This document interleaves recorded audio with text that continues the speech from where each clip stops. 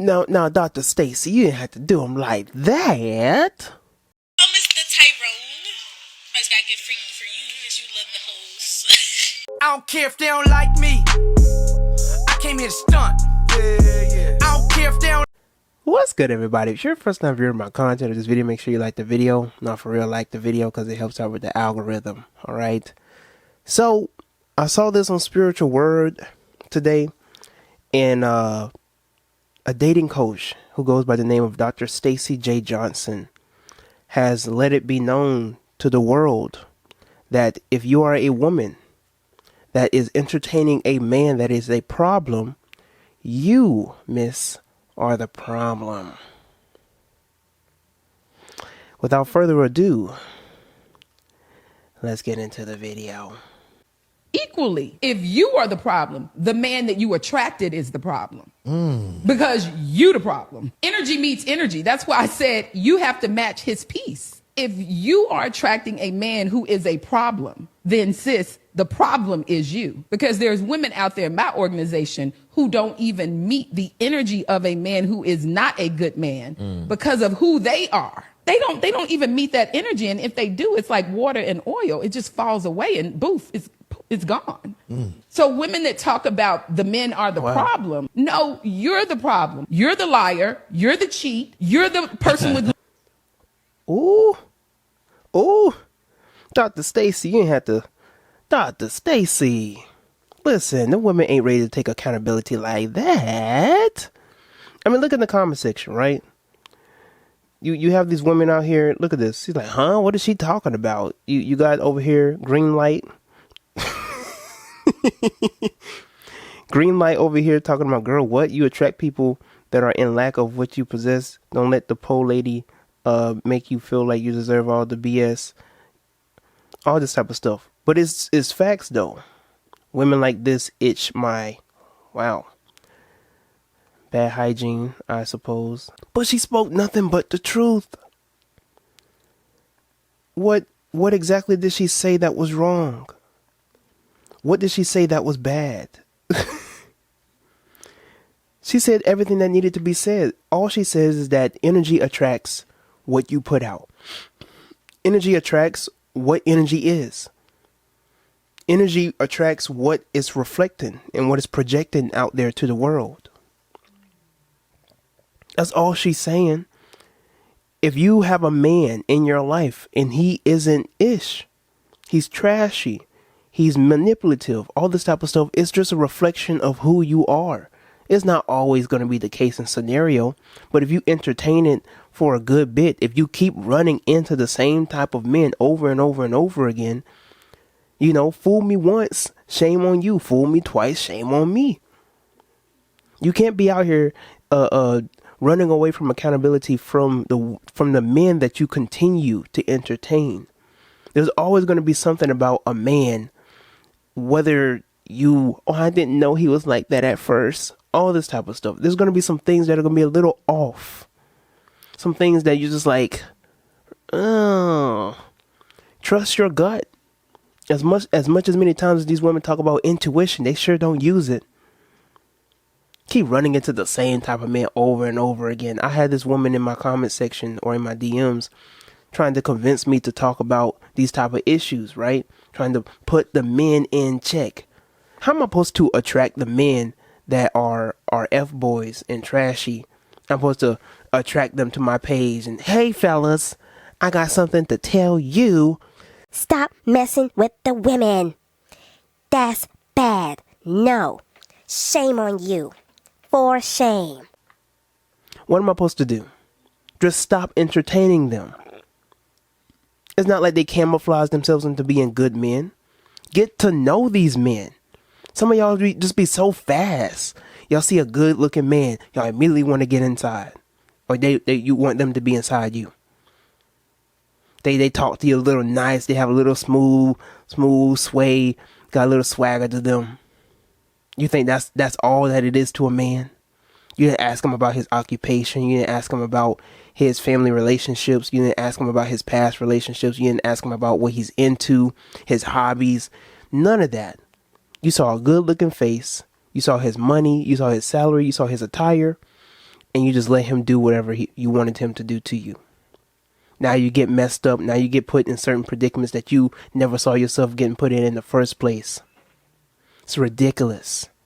This woman spoke nothing but facts, but you're going to have women like how you see in the comment section who are going to refuse to take accountability for their actions and for the men that they entertain. I saw a tweet on my YouTube, and this woman on Twitter was like, she got mad at her friend because, you know, she says that she attracts F-boys, right? And her friend was like, you attract everybody, then you choose F-boys. And she got mad at her. Why you got mad? It seems like it related.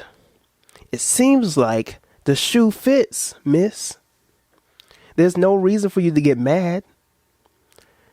This isn't to condone or to validate domestic violence or things that happen to women, you know, when it concerns these type of topics. But if there's a continuous pattern of the type of men that you entertain, you have to look in the mirror. When you have men out here who mistreat you and treat you bad, is that a reflection of how you see yourself? If a man manipulates you, he continuously messes you over, he cheats on you, he doesn't treat you right. Is that how you treat yourself? Is that how you truly see yourself? Some women out here feel like they don't deserve love. I've had women tell me, I don't feel like I deserve love because every relationship I try to get myself in, it always backfires. But look at the type of men that you entertain. Look at the type of men that you continue to go for. You know these men ain't no good for you, and yet you still invite them into your life.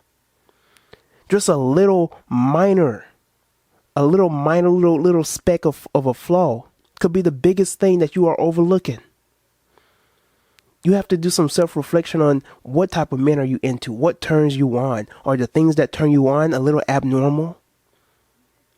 Or when he puts you in check, when he puts his hands on you, that turns some women on, believe it or not. You have to really do some self-reflection and like really work on yourself. Like, is there something wrong with me? Do I need psychological evaluation? We're going to watch another video. This is another video. And this is one of my favorite judges to watch, Judge Lynn Toller. And she has a word to say to a woman just like this in the same predicament concerning the basis of these type of men.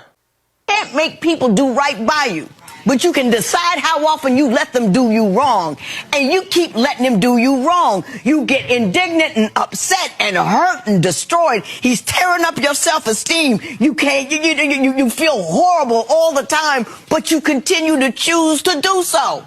As if Crazy. He's going to change. Why would he change? You never leave. If you're afraid you just can't get another dude, because I know the market's tight, I get that part. But if you're afraid you'll never get another dude, isn't it better to be happy and whole and feel good about yourself by yourself than it is to feel low and degraded and unloved with another dude? Not to mention, he can give you diseases. It's not a loss.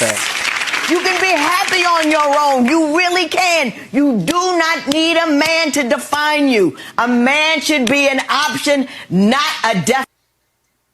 Woo!